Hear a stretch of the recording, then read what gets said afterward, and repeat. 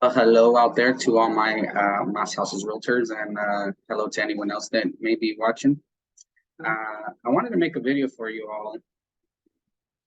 It's on some lead generation ideas. I know that every single day we're all trying to think of different ways to come up with leads and people that are ready and willing and available to buy a house.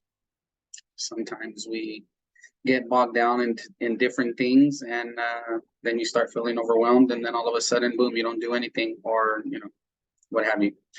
So I wanted to make this video on it. I have approximately 8 lead generation ideas for you to try. To generate leads, it's an important skill. Okay, it's something that everyone should learn to master. One thing to note is one should be patient with it, though. It's not always that you're gonna create a flyer and a buyer is gonna pop out at you and be like, yes, I want to buy a house like right now. Often doesn't happen that way. Generating leads is an ongoing process. It's something that you need to commit to, and you need to realize that it takes persistence, and it takes some hard work, and it takes some leg work. Some lead generating tactics are more fun than others, like meeting people for happy hour, lunch, social events, socializing, whatever you like to do. Those are lead generating activities, and you're doing things that you like as well. It's not always about door knocking and cold calling and doing a lot of things that a lot of people out there don't really like to do. There's a bunch of different ways. Cold calling and door knocking, they're definitely designed for you to try to get that person right there, right? The intent is that you go knock on the door and the seller just falls out of the house like, oh yes, please sell our house right now. Everyone pack up this second. That rarely happens. I mean, hey, there are a lot of door knockers and a lot of people out there that do good with those tactics. It's definitely something that you have to want and like and accept doing, and it's a skill like anything else. So generating leads, it can be inexpensive. Okay, adding value, adding value that others aren't providing is what you need to do. Be creative. Be creative at it. Stay authentic to your own personality, though. That's what I say. Stay authentic to your own personality. Don't reach out of the boundaries of who you are and try to be someone else, because a lot of times it looks inauthentic, and people see through that, and they're like, hey, you're looking a little funny right here. So you want to just be yourself while you're doing these things, but it can be inexpensive. Sometimes people think, hey, do I have to buy leads off the internet? Do I have to spend thousands and thousands of dollars on this or that or whatever? Some of those things do work. There's a company out there even now that has billboards all over the place, and I happen to know that getting a billboard, depending on where you're at and what freeway it's off of, can cost excess of $2,000 a month for that. And some of these companies have them all the time, so they're spending a bunch of money on that kind of stuff, and that's all for brand awareness and things like that. Even that's an example of them committing to something. It's not so much that someone's going to call because they're driving down the freeway and they see a billboard sign and they're like, oh my goodness, I need some house, I'm going to call them right now. No, but that person is seeing that billboard over and over and over and over and over again, and then they become top of mind. And then when that person finally decides that they want to sell or buy, that company immediately pops into their head, and then they're like, oh hey, and then they Google or whatever, and then boom, now they're working with that company. So that right there is an example of it. So let me find this quick document that I wanted to read you a quote. And the quote says, lead generation is not always about getting a ready, willing, and able buyer and seller. Lead generation is about building your network. And that comes from a CEO of a top producing company in New Jersey called Your Town Realty. The toughest part is always keeping your eyes open for an opportunity. And then they note that essentially real estate agents are matchmakers who have to stay vigilant and aware in order to make connections. So that's a good quote that I wanted you to hear. Now let's get down to the ideas that we put together here. I put together here. One, reach out to HR departments. I know that idea is floated around there sometimes, but I don't think it's one, and unless I'm wrong, I don't think it's one that's really grasped by a lot of people out there. I would say come up with a list of companies, try to meet with one of the HR reps, put a nice fancy marketing package together, something that really shows that you're a professional, and show what you can offer to their employees. So the idea is that you're going to be one of the benefits being offered to the employees. In addition, you're also an asset and someone that can help when there's relocation going on. So like, I used to work for a large company in Chandler, and there was lots of people relocating back and forth across the country and even from out of the country. So you want to try to get in there and figure out if you can be the go-to on that. And if you can develop that relationship, you become the go-to. And when someone or something happens and there's a need, they're going to contact you right away.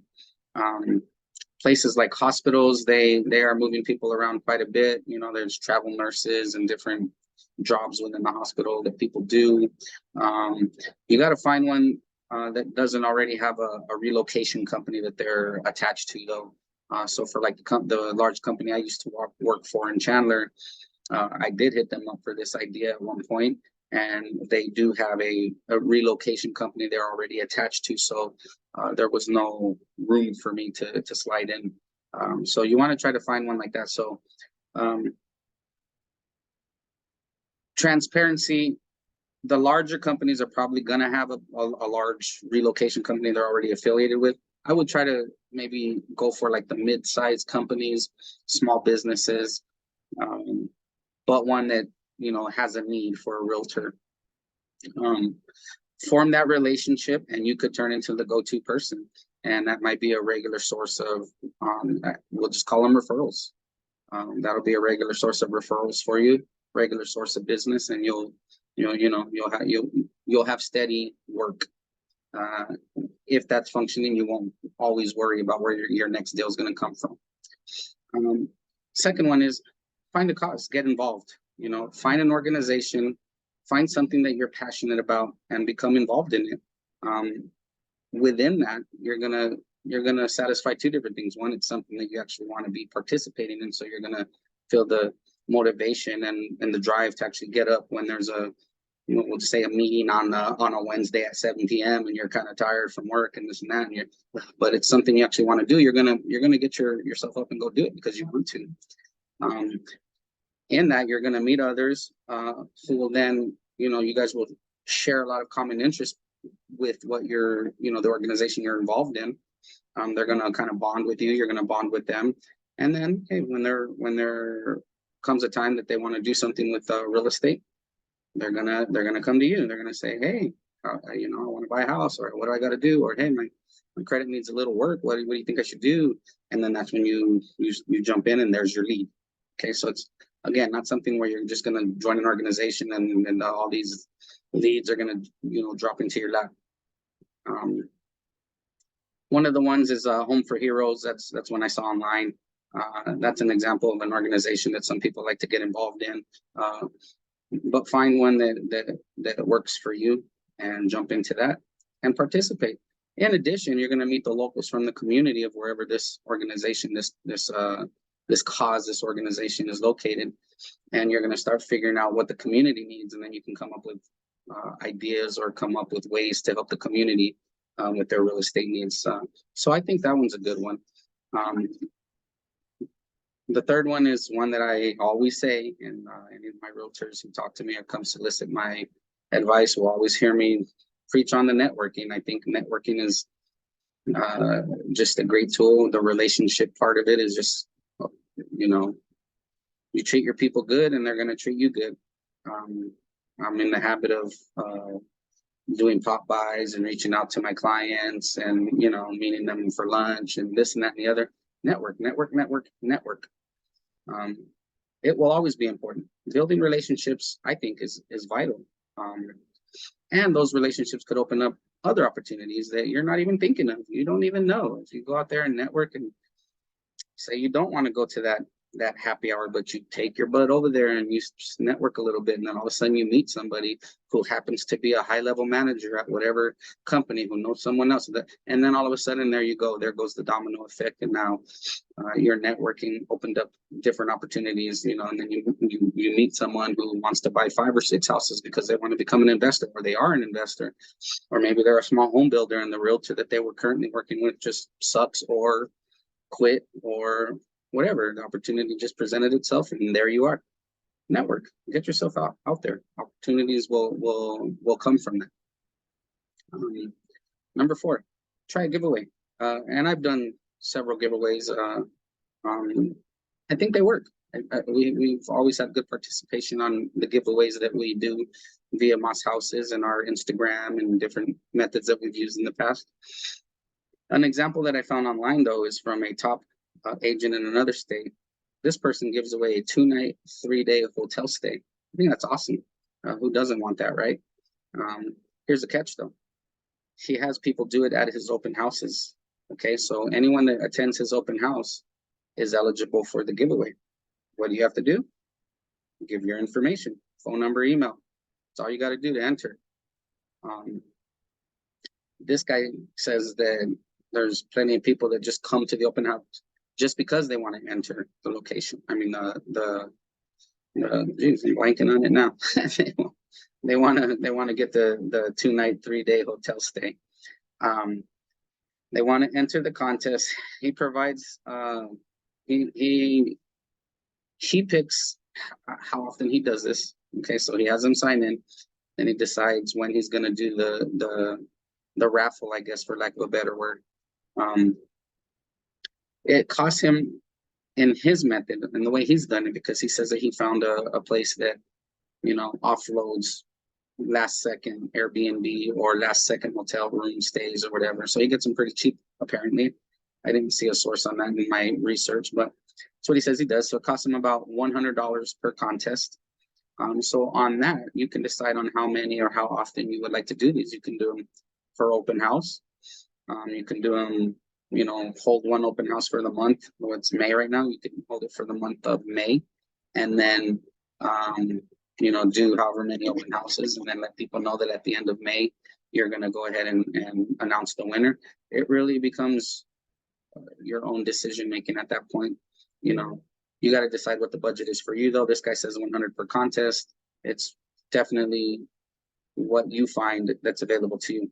One of the things he does, though, is he gives, to control the cost, he finds 3 options himself and then presents those 3 options to the contestant winner, and they get to pick from that. So there's no, hey, we found a place in Jamaica for 2 nights and thank you for paying for that. No. He gives the options, and so you control the cost, basically. But even with that, these people are going to love it, and this guy says he has great success with it. So give it a try. It's something that would make for content for your social media as well. By announcing the winner, you can hold the contest online and do the little, we've done it before where we recorded ourselves with the little wheel that spins, and we had it on Instagram and whatever, and it gets views. So, and by getting views, then other people become aware of the contest. And so what happens is those people that come in, you put a little note there that, hey, by signing in, you're also agreeing to receive your marketing. So now they become people that have opted into your marketing program, and you can send information to them, and You see what I'm saying? You see how it grows from there? So now you have a roster of new leads. Are they leads that are going to buy right this second? Maybe not. Maybe not. Most likely not. But you're going to now start marketing. Your database is going to grow, and in the future, who knows, right? But you're going to inspire some goodwill by giving away 2 nights and 3 days at a hotel or Airbnb somewhere. They're going to think you're a very nice person for that. So it's a great opportunity. Pick your own budget, provide the options, and I think that's a good idea. Practice what you're going to say ahead of your appointment. The reason that this is a good lead generation tool is because you want to sound like you have been doing this for a long time, even if you haven't. Some of my realtors are a little newer and they're coming up with different situations that they haven't been in. Practicing what you're going to say ahead of time, it makes it sound like you know what you're doing, and they're not going to question your experience. They're not questioning your experience, and they're going to go ahead and complete the transaction with you. If they complete the transaction with you and they're happy, then they decide that they're going to go ahead and refer you out to other people. So it's much larger than just the initial practice. It's a cog in the wheel basically. So just if you're going to go on a listing appointment, or if you're going to go talk about a buyer consultation or what have you, just practice what you're going to say ahead of time. And I will say, in my experience, a lot of the buyers or a lot of the sellers ask a lot of the same questions.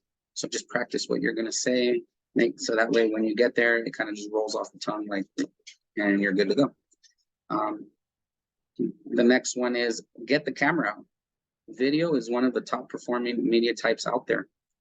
Create video. It gets views. It really does. One of my realtors is doing really well with it on her Instagram.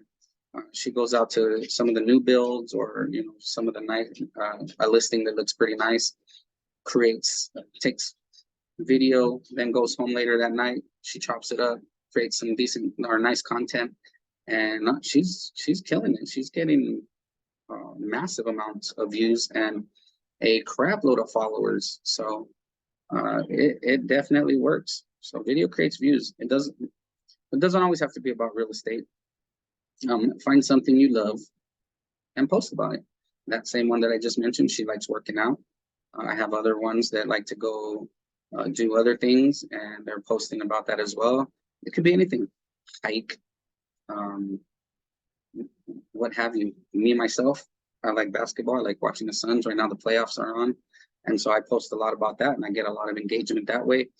What's good about that is it's engagement, so that when I do post my real estate stuff, it's getting shot out there on Instagram, Facebook, all these social media sites. They run off algorithms. So because I get interaction when I post the real estate stuff, it also gets pushed out there. So find something. Doesn't always have to be real estate related, but sometimes make it real estate related. The most random thing too, like, hey, I'm on my way to go show a house. Quick, easy, done. Or, hey, I just showed this house. Didn't work for this current buyer, but if you want to look at it, look at this 3-bedroom, 2-bath, blah, blah, blah. There's a quick and easy real estate video you just put out there as well. You don't have to always put a whole lot of thought into it. Just get the camera out and do something. Treat all your clients with respect and care. They will refer you to everyone they know if you do. Guide them, be the point of reassurance. Some people get nervous. This is a big thing for them. It's because we're realtors and we go through it every day, and we are part of transactions all the time, and it doesn't seem it's I don't want to use the wrong words here. Like it's our job, so we see it all the time. For some of these people that you're working with, it's a big deal. It's their first home, and to them it's a big commitment, which it is. They're committing to pay $450,000, $500,000 on the house. Be the point of reassurance. Within your service, give that personal touch. Give them the guidance on anything, including how to save for a down payment if they need that, or improving their credit if they need that. Sometimes that person that comes to you, they're not ready right that day. They just need a little help, and within a month, 2 months, 3 months, who knows? Your help, your guidance will get them there. Then they'll buy the house, and then guess what? They're going to love you for it. And then guess what? They're going to refer you to everyone they know because you did so well. And that goes a long way, with a lot of people. So then now you're going to get referral after referral after referral. So treat them all with respect and care. Some people don't like to deal with renters. You don't get paid a lot when you help them, but guess what? That's another person that you can add to your database. And hopefully if you can work them correctly, help them correctly, they sign maybe a year lease, and then in a year, that's a buy. So don't always throw them away because you don't want to go drive 10 minutes to go open a door and get paid however much, a couple $100, whatever they're offering these days, and decide that it's not worth your time. I mean, A year from now could be, if I told you that, hey, today I'm going to give you $250, but a year from now I'm going to give you $8,900 if you just do this. You probably would do it, right?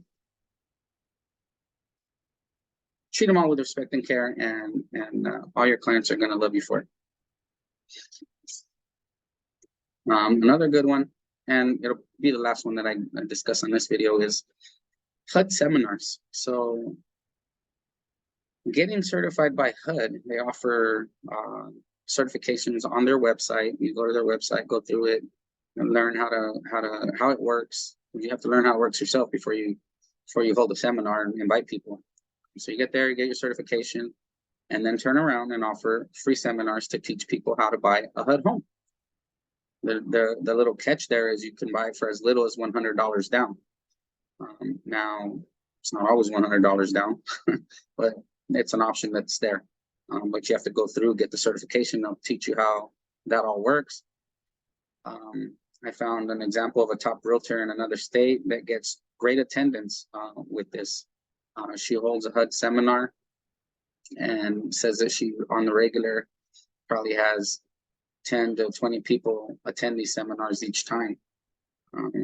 It didn't really say how often she holds them, but 10 to 20 people each time, that's really good. There's classes that we hold that only get 5-6 people sometimes. So if you're getting 10 to 20, and the thing about this is these are all potential buyers. So they're there to buy or to learn how to buy a HUD home because they're trying to find a deal. However, it doesn't always work for them. They're just not capable of buying that HUD home, whatever.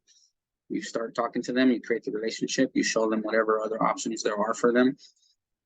And now you have a potential lead, a potential buyer. So I think that one is a really good one too. I would try it, get that HUD certification and hold a seminar. We have offices in downtown Phoenix. We have access to Mesa. We have access to Midtown Phoenix.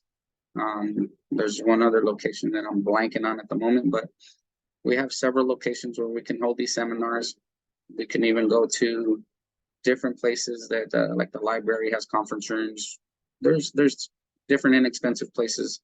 The Phoenix Association of Realtors has a co-working area for their realtors. You can use that.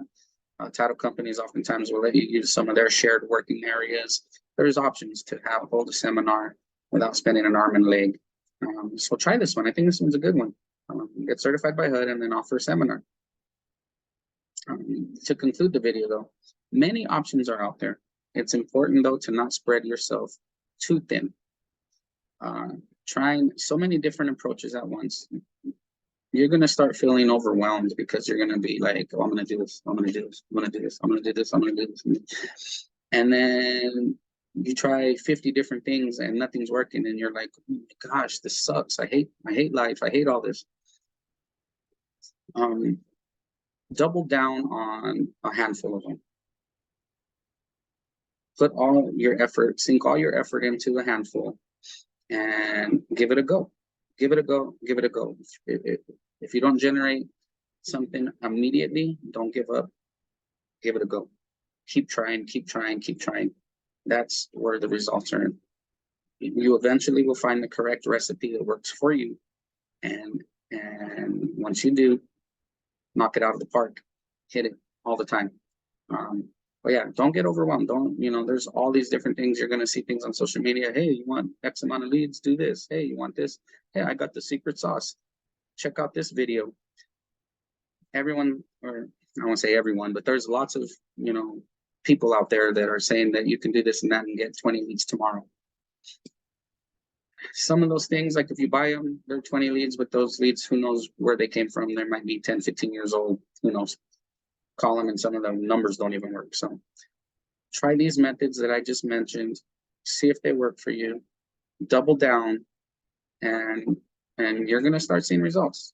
The people that do the hard work are the ones that see the results. So I'm going to go ahead and wrap up this video, and I will talk to you soon. Get out there and do what you do.